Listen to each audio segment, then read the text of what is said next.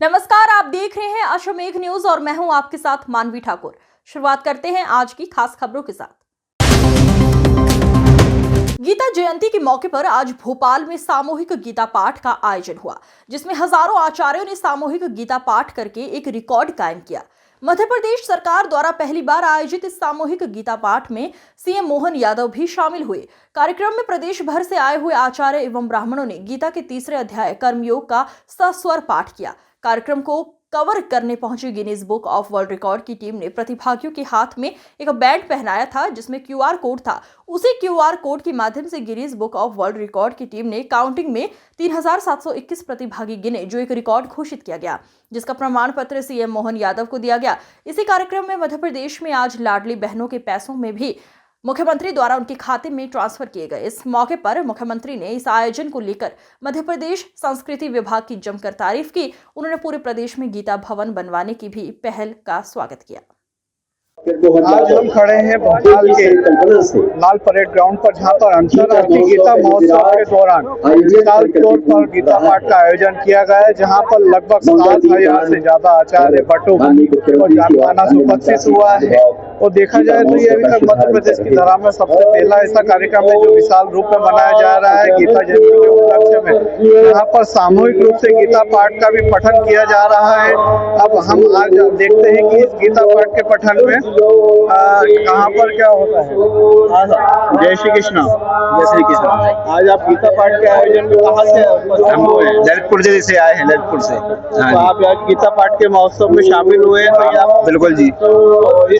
आप शामिल होकर आपको कैसा लगा? बहुत अच्छा, बढ़िया, बहुत अच्छी पहल की है मंत्री जी ने, बहुत बढ़िया। तो इतने विशाल तौर पर कहीं पर आपने पहले देखा है? पहली बार अपना विशाल 7000 लोग हैं करीब, आचार्य जितने भी हैं 7000 हैं। अब आप गीता पाठ महोत्सव के जरिए क्या संदेश जनता को देना चाहेंगे? नहीं, कर्म है अपना, अध्याय तो बढ़िया करते रहना चाहिए इनको, और हिंदुत्व की ओर बढ़े सब लोग, अच्छा लगता है। देख रहे हैं यहाँ पर गीता पाठ महोत्सव पर कितने बहुत, जहाँ पर इस कार्यक्रम में मुख्यमंत्री से लेकर कई मंत्री विधायक भी शामिल हुए हैं। और इस गीता पाठ में गीता जी का जो पठन हो रहा है श्लोकों का, उसका एक अलग ही जो पूरा वातावरण माहौल में एक अलग ही महत्व माना जाता है। कहा जाता है कि गीता का एक श्लोक भी जो है कई पुण्यों की प्राप्ति करवाता है। और यहाँ पर सामूहिक रूप से गीता पाठ हो रहा है, तो अब आप समझ सकते हैं कि यहाँ पर इसका प्रभाव कितना पड़ने वाला है। बोला जाएगा तो भोपाल सहित पूरे प्रदेश में इसका फलदायक लाभदायक साबित होगा।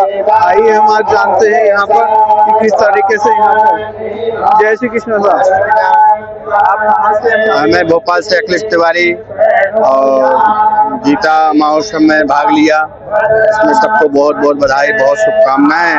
और गीता हमेशा होनी चाहिए, और आदमी के प्रति गीता में विश्वास, धर्म के प्रति होना ही आवश्यकता है। इसलिए गीता का पाठ हमेशा होना चाहिए।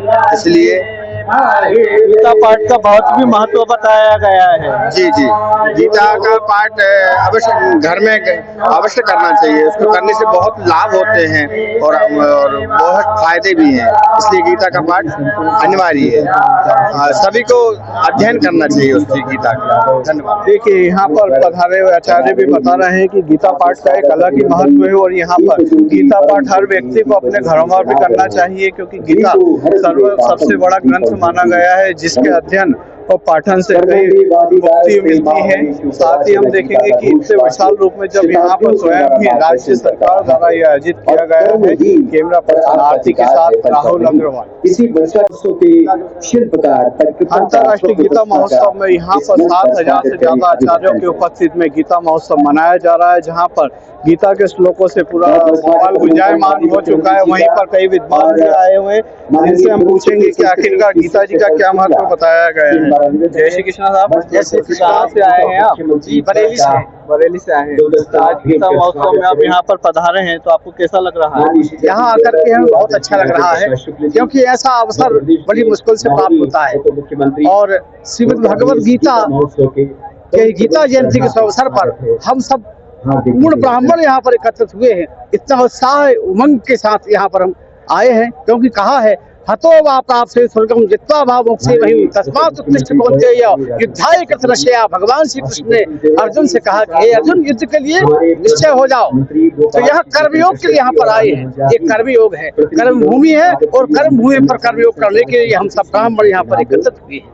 बड़ी प्रसन्नता का विषय है, बहुत अच्छा लगा यहाँ पर। इसमें आम मानस के लिए गीता जी का क्या महत्व बताया गया है? गीता का महत्व है कर्म करना, ज्ञान योग, सांख्य योग और कर्मयोग। तो कर्मयोग प्रधान बताया गया है। कर्मयोग से ही परमात्मा की प्राप्ति कर सकते हैं, ज्ञान योग से मोक्ष की प्राप्ति कर सकते हैं। इसलिए कर्मयोग और सांख्य योग योगियों के लिए महत्वपूर्ण है। जो योगी होते हैं उनके लिए कर्मयोग ही आवश्यक है। अन्य सभी हमारे देखिए, भोपाल में एक नया रिकॉर्ड बना है पूरे देश में। आज हम सब जानते हैं पवित्र गीता जयंती मनाई जा रही है। ऐसे में मध्य प्रदेश सरकार के द्वारा गीता जयंती के अवसर पर एक वर्ल्ड रिकॉर्ड बनाया गया, जिसमें पवित्र गीता का हमारे सभी ब्रह्म देवताओं सहित गीता साधकों ने अपने उच्चारण से इस आयोजन में भाग लिया।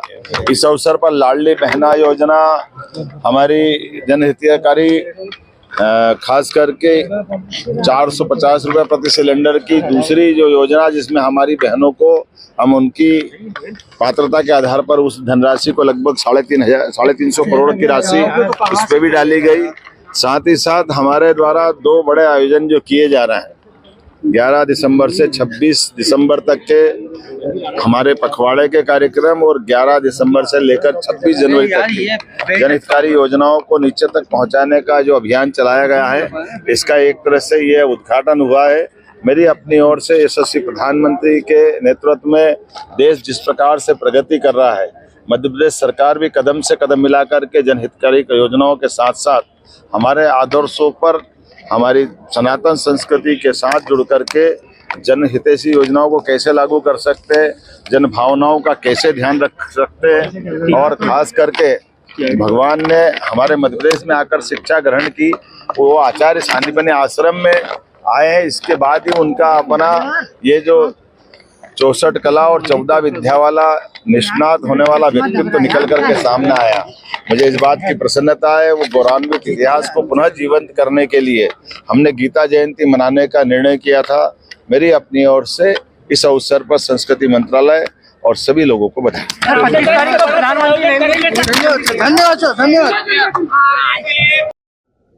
आज का गीता जयंती का आयोजन आज 5162वां वर्ष है गीता जयंती की मोक्षदा एकादशी का।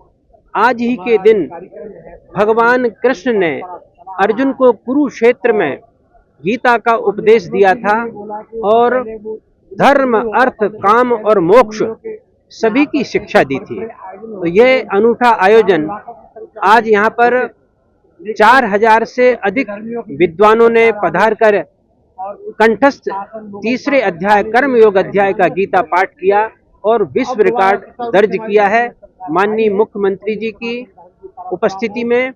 और हम सब मध्य प्रदेश सरकार के माननीय नरेंद्र मोदी जी के नेतृत्व के अत्यंत आभारी हैं कि यहाँ पर संतों का, विद्वानों का, ब्राह्मणों का, गीता का, गाय का, गंगा का सम्मान हो रहा है। बहुत बहुत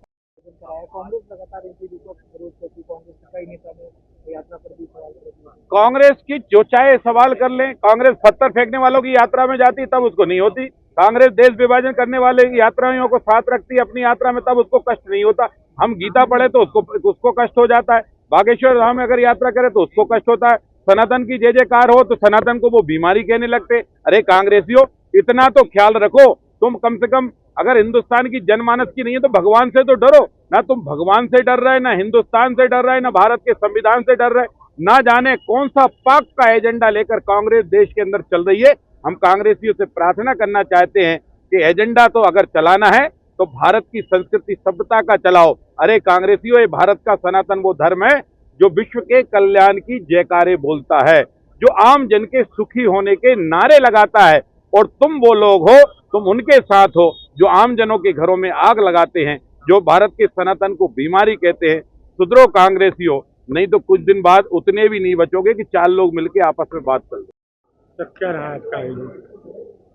आज बड़ी ही प्रसन्नता का विषय है कि गीता जयंती के अवसर पर संस्कृति मंत्रालय के द्वारा हमारे यशस्वी मुख्यमंत्री डॉक्टर मोहन यादव जी के नेतृत्व में हमने गीता जयंती के अवसर पर गिनीज बुक में प्रदेश का नाम दर्ज कराने का काम किया है, जिसमें लगभग 4000 लोगों ने एक साथ गीता का सस्वर पाठ किया और गिनीज बुक के माध्यम से आज मध्य प्रदेश का नाम इस गीता जयंती के अवसर पर दर्ज हुआ। आज बहुत गौरवशाली दिन है।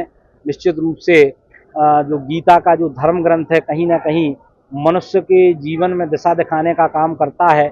जब मनुष्य दिक्कत में होता है, व्यक्ति दिक्कत में होता है और किम कर्तव्य विमूढ़ होता है, क्या करें क्या ना करें, अर्जुन जैसी स्थिति जब उसकी बनती है, तो गीता का अध्ययन करके जो भगवान कृष्ण ने 5000 साल पहले जो बात कही, उसका अध्ययन करके आज भी हम अपनी दिशा को प्राप्त करते हैं। हमको क्या करना चाहिए, ये बात आज गीता के माध्यम से पूरे देश ही नहीं पूरे विश्व के लोग प्रकाश प्राप्त करने का काम करते हैं। और आज हम गर्व के साथ कहते हैं कि गीता ऐसा धर्म ग्रंथ है जो गूगल में अपन सर्च करें तो सबसे ज़्यादा सर्च किया जाने वाला कोई धर्म ग्रंथ विश्व में है तो हमारी भगवत गीता है। तो इस अवसर पर पुनः गीता जयंती की सभी को बहुत बहुत शुभकामनाएं देता हूँ। मध्य प्रदेश में